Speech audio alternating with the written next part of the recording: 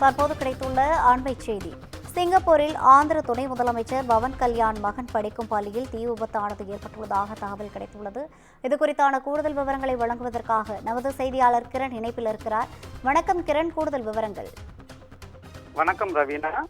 ஆந்திரா துணை முதல்வரும் நடிகருமான பவன் கல்யாண் இரண்டாவது மகன் மார்க் ஷங்கர், இவர் சிங்கப்பூரில் உள்ள பள்ளி ஒன்றில் கல்வி பயின்று வருகிறார். இந்த பள்ளியில் திடீரென தீ விபத்து ஏற்பட்டதாக கூறப்படுகிறது. இந்த தீ விபத்தில் மார்க் ஷங்கரின் கை, கால்கள் ஆகிய உடல் பாகங்களில் தீக்காயங்கள் ஏற்பட்டுள்ளதாக தகவல் வெளியாகியுள்ளது.